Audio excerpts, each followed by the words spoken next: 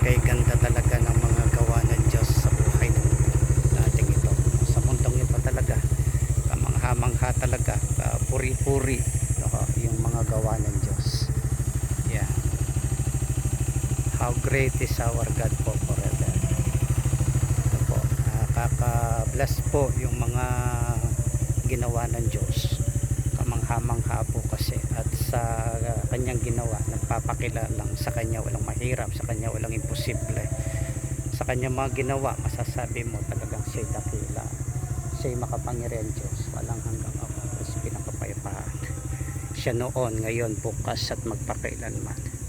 Talaga pong kapuri-puri at kahanga-hanga at karapat dapat po nating pasalamatan ng Diyos, dahil kung wala ang Diyos walang lahat ng ito. So yan po yung place na higit na mas makaka-relax ka, makapagpapahinga ka, no? Itong place na to. Ayan, maganda po yung lugar, yung place, yung pong swimming pool ayun, no? Kinilinis na. Ayan. Yes. Jude. Jude. Judith. Jude. Jude. Yan, para po yung mga gusto pong pumasyal dito sa National Park na ngayon po ay open at bukas na. Yan, pasyal po kayo. Linilinis na po at sinasaayos na po. Gawa nung mga pandemic at nagdaang bagyo, medyo dumimi. Yan, so ngayon kasalukuyan, eto na oh. Linilinis na po nila. Kaya malapit na naman po yung mga ano niya na yun. Malaki swimming pool to oh. Malaki, malawak. Tsaka po yung tubig dito, press.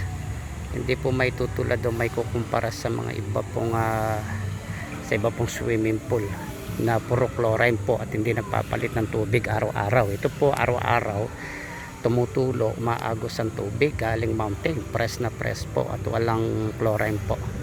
Kaya pagka po malamig na malamig at presko sa katawan po. Kaya tsaka hindi lang po yun, maganda yung place talaga, natural, at saka yung malalaking puno po makikita natin, no? Yan, no? Kaya silong na silong, hindi po tayo masasambar. Yan, tuloy-tuloy po dito yan, no?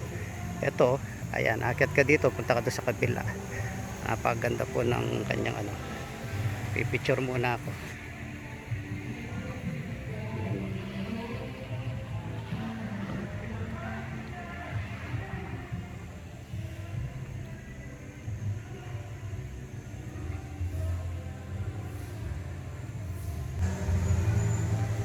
Ganda oh. Ganda po, no? Yan. Gandito po yan, no? Lawak-lawak oh. Maluwang, kahit dalawang katao at ang kasya dito hanggang to 300 na katao, more than pa, pwede po pong magkasya. Yan, so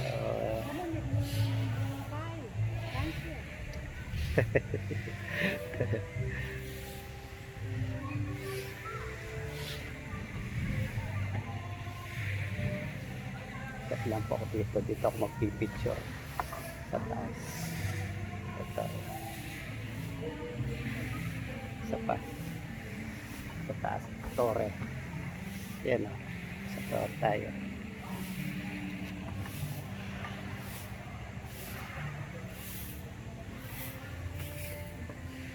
Ito yung sa kabila, may naglilinis din, ayan o.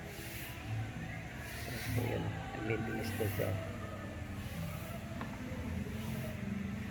Sa lahat po ng park, ito po yung maganda, pasyalan. Mas maganda sa lahat ng mga dito sa buong Pampanga. Yan. Natural po kasi, tsaka mountain, tsaka yung tubig po. Press na press po kasi, galing mountain talaga. Galing sa ugat ng mga puno. Kaya sambahin, purihin at parangalan po ang Panginoong Jesucristo, kanyang kabutihan, katapatan, pag-ibig at pagmamahal. Kaya ang pagsamba, papuri, karangalan ay sa kanya lamang, magpakailan-kailanman. Jesus mighty name we pray. Amen, amen. Uwi na po ako. At least muli nakita ko at napagmasdan itong ginawa ng Diyos. At itong isa sa pinagmamalaki po ng mga Arayat. Arayat is a blessed town.